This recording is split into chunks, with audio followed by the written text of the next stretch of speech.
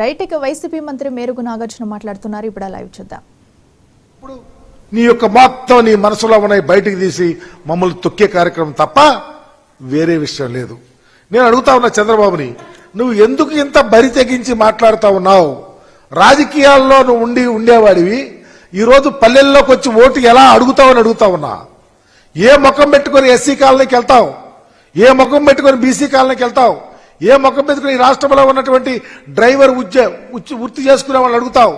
లేకపోతే బీసీలు అడుగుతావు? లేకపోతే కూలీలను అడుగుతావు?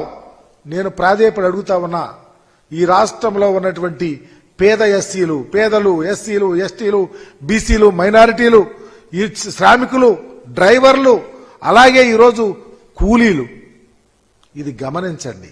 చంద్రబాబు యొక్క దాష్టికాన్ని గమనించండి. చంద్రబాబుకి బుద్ధి చెప్పే రోజులు దగ్గరకు వచ్చినాయి. మీరు తప్పకుండా చంద్రబాబు మాట్లాడిన ప్రతి మాట రేపు ఎన్నికల్లో తోటాల్లాగా చంద్రబాబు దిగాల.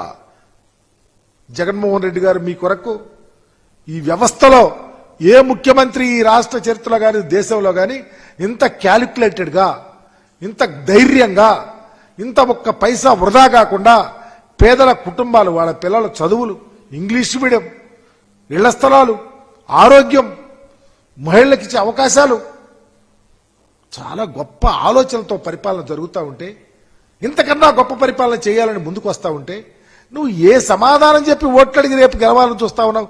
చంద్రబాబు సమాధానం చెప్పగలుగుతావా? ఒక ప్రక్క ఇంత గొప్ప పరిపాలన చేస్తూ ఉంటే ప్రజలంతా తండోపతండోలుగా ప్రజలంతా జగన్మోహన్ రెడ్డి గారి వెంట నడుస్తూ ఉంటే నీ కోటల బీటలు అవుతున్నాయి అని, నీ రథచక్ర